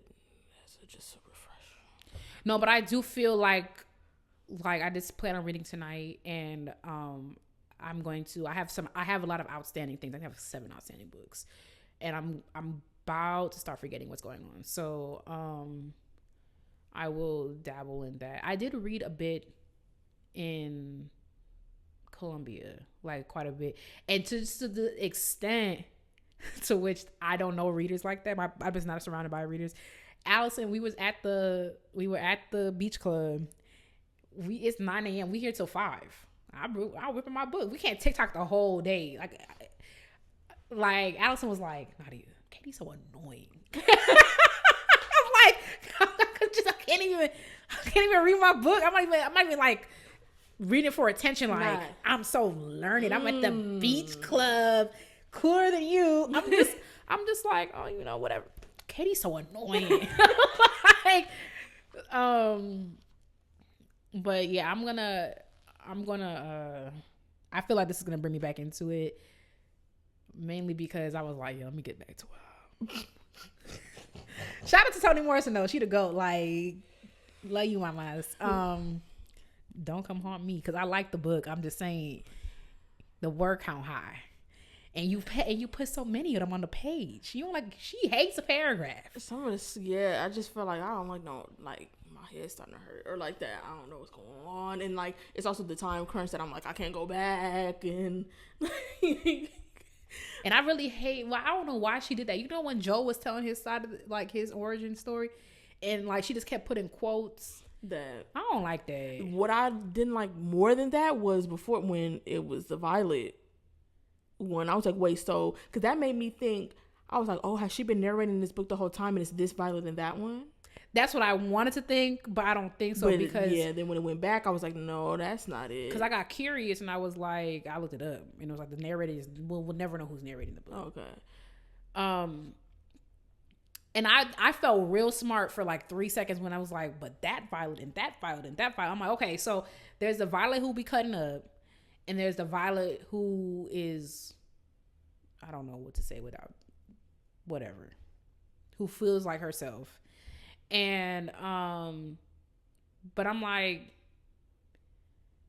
y'all both narrated and when do we get the Violet that feels like herself? I feel like the Violet who doesn't feel like herself is the only Violet we've seen. Yeah. That's why I thought at the time when I was reading, I thought that I was like, oh, is it the Violet herself, the feels like herself that's narrating this right now? And that's why we've been thinking about Violet as whatever. And then, but once it switched back to there was something about the perspective that switched that I was like, okay, no, that can't be it. And that perspective, and it happens out of nowhere. I remember once being like, wait, I gotta go back and figure out when did it start? Like, and then he said, and then we had Joe's perspective. I said, when did he? And I was like, wait, because when did this switch? And then I saw the quotation. I was like, okay. And then it kept Quotation. Which I see why. Also, where the quotation come? Where are you quoting that from? But it's like, I see, the only thing I can give her is that, like, she did that because we wanted to hear from Joe talking. But you didn't do that with nobody else, mama. Violet telling her whole thing. I'm confused. Like, okay, for people who's not reading, which I don't even know if you still listening. It's been an hour and a half. But people who are not reading along, they do, like, we get to this point where Joe is telling his backstory. He was adopted, whatever. Cool. It's pages and pages of quotes, and instead of like, but he's like speaking it. So, but there's a quote at the beginning of the paragraph, and this happens every paragraph. Finally, we get a paragraph, but then she introduced some other type of confusion, and we do this for like 3 pages, and then finally the quotes close. It felt like way more than 3. It's definitely way more than 3. And I was just like, okay, so he's talking, but like to who and why is he speaking like this? And especially because we had Violet's backstory, we had all these people's backstory, and they never, like, what was the choice behind that? And at first, I thought I was bugging. I'm like, why is the quote not closing? Because I'm already confused, so it's not like whatever. But I'm like, why the quote not close? And obviously, and this is what I would have brought to Miss Green. Miss Green used to give extra credit if there were mistakes in books, and I would have brought this right to Miss Green, be like, girl, all these quotes are missing. Well, they do that at a paragraph break. If you want a paragraph break within a quotation, then you don't close. Like, I've seen that before. I've never seen a book. Yeah, it's weird. It is weird. I don't understand the reasoning behind it, but because the quote is continuing, it's like and it's not like a paragraph break. It's kind of like how even when you're doing regular dialogue and it's a new line for every one, I guess whenever you're doing a new line, you have to put a quotation.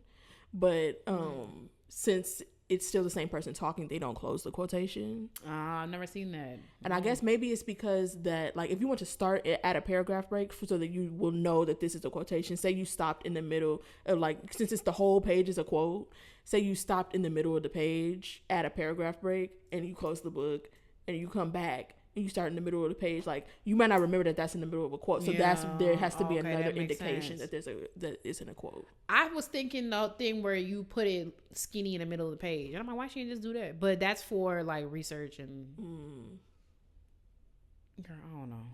The characters I be reading about don't got that much to say. I'm like, we in his diary, like, what's going on? Like, that's what I'm not really understanding. You could tell Toni Morrison, because the whole time I was thinking, like, how she get this past a publisher? Like, I feel like it's brilliant, of course. I'm not taking the brilliance away. I'm just like, but it's confusing. Mm-hmm. Yeah, there's some stuff that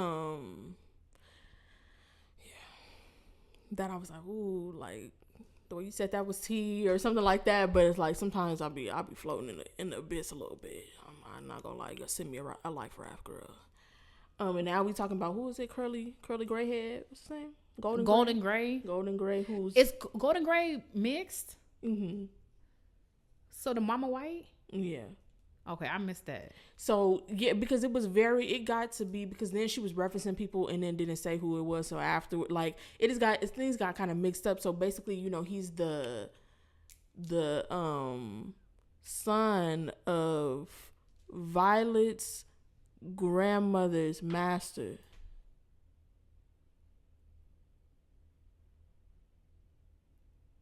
Because Violet's grandmother, her name she's the True Bell. True Bell. Yeah, True Bell. She was waiting on, or she was like assigned to, when she was enslaved, was assigned to the lady, I forget her name, but his mother. Rose? Oh no, Rose is the one who died in the well. Yeah, Rose Did that is Violet's actually mother. happen? That's Rose's mother. I mean, that's Violet's mother. Yeah. And she died in the well. Yeah, Okay. So Violet's grandmother was assigned to this white lady whose name I'm forgetting. Mine is up there because I want it on display. And when they found out that she was getting on with a black guy, because it's in slavery times, her parents gave her that money and they kicked her out and said go somewhere, and she took True with her. And then she had the baby, and the baby is Golden Gray. Because he had golden hair. Because he was passing. Yeah. Okay. And so when Golden Girl got older, that's when True was like, "Oh, I'm gonna tell you about your dad. Like, here's where you can find him." And then that's where he going to find the dad. And then he ran into some girl and she naked and pregnant. Toni, why? And she on the ground and he acting like he not black, but he is. And but he got a gash in she got a gash in her forehead. She's naked and pregnant with a gash in her forehead. Yeah. Toni. And he weird because he calling black people N-words, and because he was raised white, right? Pretty much. But he going around, he breaking into people's houses and getting drunk. It's a whole thing. And we ain't no mention of. I'm surprised at how long this has been going on because ain't no mention. I'm like, well, so where Violet go? Because I mean, I know this is not at the same time, but like, I'm like, damn, we on this for a while. And that's what's confusing to me. I'm sure it'll make sense in a second, or in a Toni second, but. What's this got to do with Violet? I feel like the main issue, obviously, like stories, they're all the same stuff. A story, B story. I understand that there's multiple things and what's essentially going on, but I want to know more about, and maybe this is what we're getting to. I want to know more about why Joe is cheating on his. I'd rather know more about Dorcas. I'd rather know more about like get me back to where we was at with them. I feel like we were getting somewhere with that. We were. I feel like and I feel like the backstory that we got just before this one, I feel like we went back a generation too much, especially because this dude he's not even a family no more.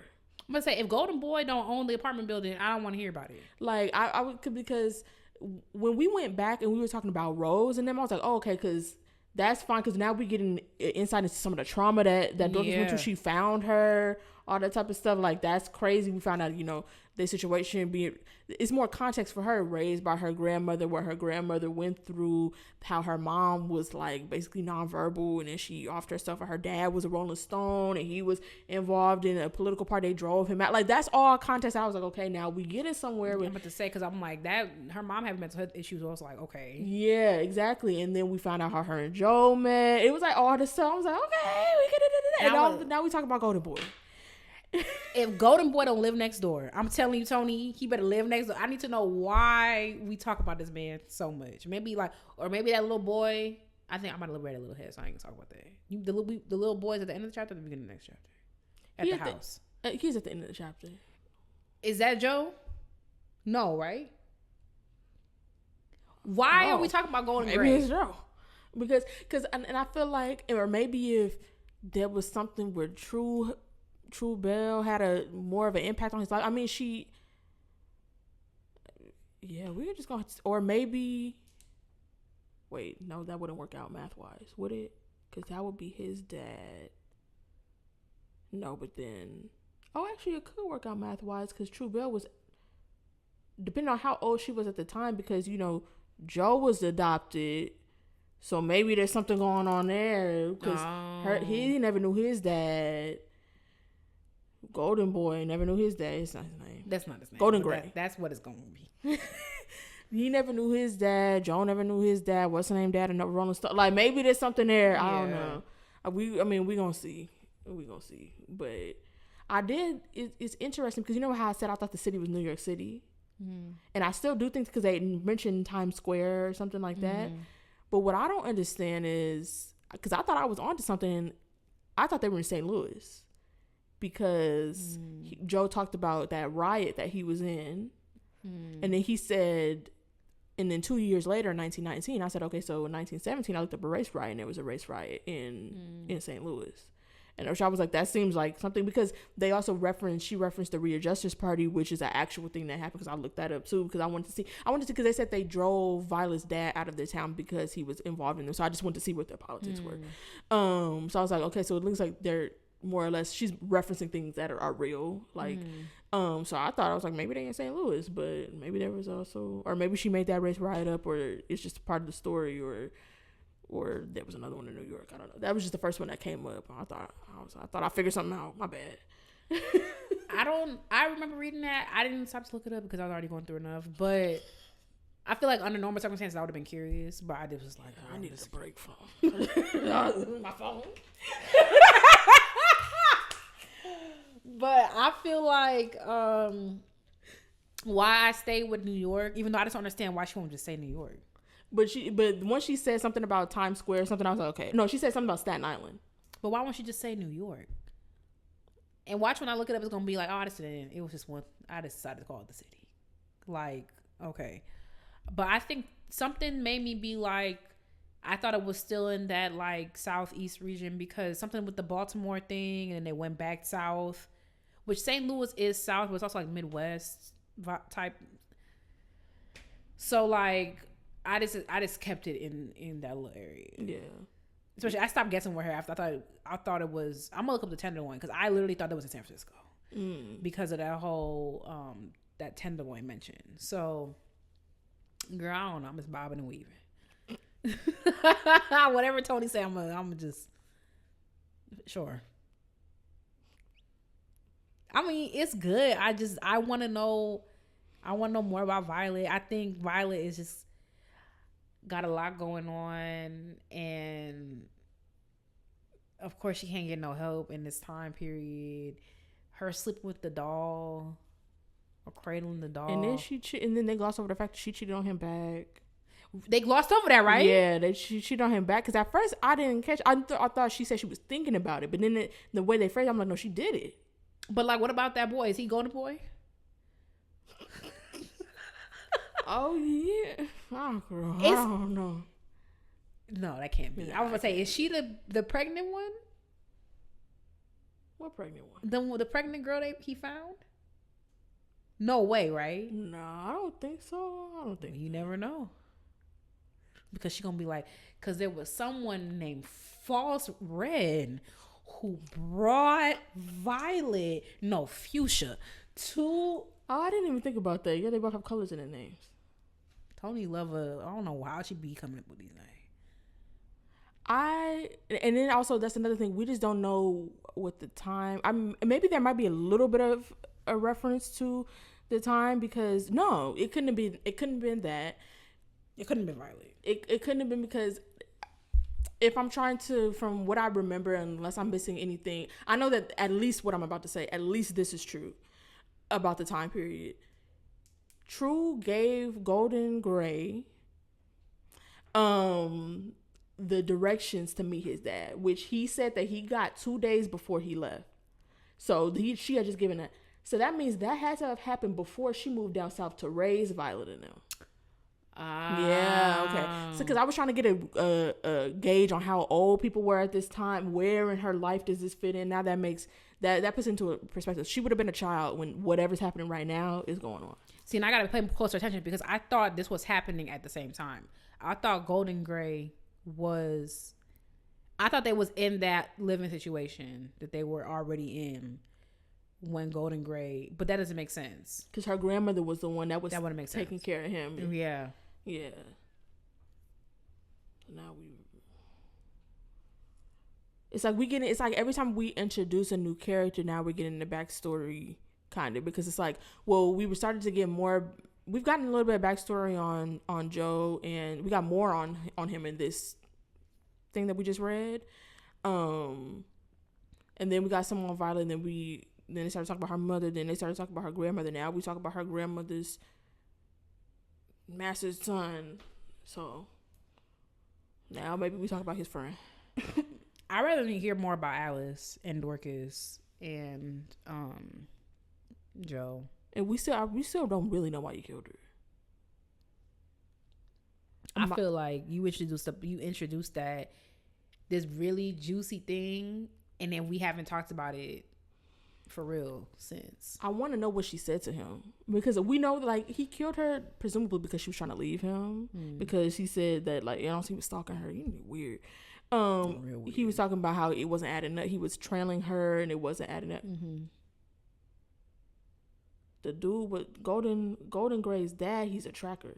So there's something there. There got to be something there, because how he a tracker, and then what's his name also good at trailing. So that little boy got to be Joe. But did he ever know his parents for real? No, but he didn't, because he asked his adopted mom. That's how he got the last name Trace, because he was like, what happened to them? But that little boy was there to do work at the house. Oh, so maybe he didn't know that. Right? That little boy was there. He thought that the white dude, he thought that Golden Gray owned the house, right? And he came to do whatever. Well, he didn't think that he knew that the guy owned the house. Oh, right. But maybe he didn't know that was that. There has to be something there with the trail and the track. There has to be something there because that's too specific to be a coincidence. I feel like, but what I was gonna say about Joe and Dorcas, we don't really know exactly why. We do know that she was not truthful to him about her whereabouts. So it seems like there was her stepping away, and also he mentioned seeing some young guys or whatever. So to me, that kind of gave jealousy vibes, like. You know, you're looking at what he said, something about like that's what the city can give you or something like that. So I feel like she was pulling away from him. That's part of the reason why. But he also said that when he finally convinced her to return to their spot, she said something that she didn't mean or something like that. Like, so it alluded to the fact that she might have said something hurtful to him. But we don't know what she said. I want to know what she said. Probably, I have to do my homework for tomorrow. Gramps. Like, I want to know. Do I want to know that? I don't think I want to know that. I just wanted to know when did that stop being socially acceptable? I mean, I guess she is 18. But was that like a normal thing back then? 1920. When did it start being weird for that? Because I feel like. If you were running around, if I had an uncle named Joe, he was dating an 18-year-old, everybody would have something to say about it. Because what the everybody would have something to say about it. No matter how much, she's an adult, da-da-da-da. No one say nothing to him, and he's the nicest guy, and he sells perfume and blase squate. That all makes sense. Yeah. But I actually don't want to know the answer to that, so... It's always weird to me. Because also, I was watching, I never finished it, the Brooke Shields documentary, and they had her posing nude at 12. So perfect. So and that was like, and Brooke Shields is like what, maybe in her 50s or 60s right now. So that wasn't that long ago. Yeah. Like stuff children went through to like. She had to do all this stuff to try to get the rights so that they would stop pushing the photos of her being. And I'm looking at her mama crazy. Why would you allow that? Excuse me. Yeah. So. But anyway, if you're confused about what's going on, don't worry. So are we. But we're moving along. What we know is that at the end of the day, going. What we know is a whole bunch of backstory. So hopefully, the next week will come together, y'all. But hopefully you're reading with us. Let us know. I want to be in my novel era, but I might just stick to what I be doing. I mean, there's a novel too. Like, I mean, yeah, though I read novels, but and also I feel like other classics, like I read Black Boy. Black Boy wasn't like this. The person might not want to read it, but I just mean like Richard Wright is also considered like one of the classic Black authors, and his writing style is different. Mm-hmm. Shout out to you, Toni. Hope you're resting well. Moving on. Mm-hmm. Thank God. I'm just thinking what you said about bell hooks. What? When you was like, did they know you use your stuff? Did they know they stuff is your stuff? He said, what do you think? Because you unlocked that memory for me. She really do write like that. Like, we get it, girl. What do you think? And to be fair, I don't know if all her stuff like that. All About Love was fine. It was just, let's give a mosaic. It wasn't that like groundbreaking. It was a good novel, and it caught a lot of stuff. But it was stuff that I was like, oh, okay. Like, I don't know. Maybe I wasn't struggling in that department. Like, I don't know how to describe it. Like, I thought the way it was being spoken about, I thought that I was gonna be a new person after. And it was fine. It was good, and she's very direct. She's like, but it's like in between what she says is like this laundry list. Like, it really gives, if you turn that in like 11th grade English, your teacher would have crossed everything out and read and made you go back and elaborate on what you said instead of citing somebody else. Mm-hmm. I want to read the trilogy, I think, but we'll see. All right, y'all. It's time for Black Excellence, where we hype you up, gas you up, and give you your props, because there's room for everyone. At the top, I want to do a posthumous Black Excellence for Norman E. Johns, who was in the news segment. If you're still here, or if you're hearing this, you're still here. Anyway, formerly assistant principal cellist of the Cincinnati Symphony Orchestra, in which he joined 50 years ago. He was born in West Philadelphia, where he studied at the Philadelphia Music Academy and Institute for Advanced Musical Studies in Montreux, Switzerland.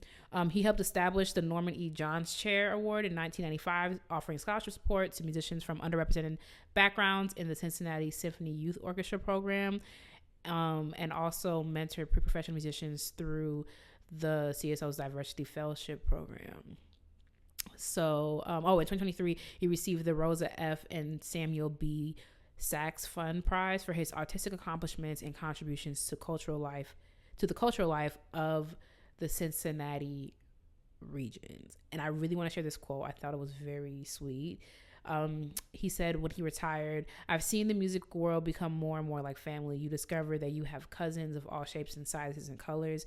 You know, I didn't know anything about Cincinnati when I got here, but Cincinnati welcomed me and it became my home. So I've spent the last 50 years trying to give back to it like I would my own family."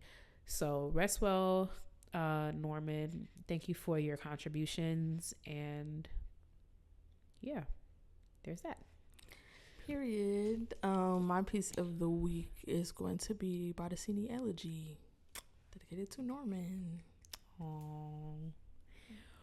Well, thank you so much for listening to the Classically Black Podcast. Don't forget to follow us on social media at Classically Black Podcast. We have a Patreon. Join the Ebony Tower. That's patreon.com/Classically Black Podcast. Thank you for listening, and we will talk to you next week. Bye, y'all. Bye.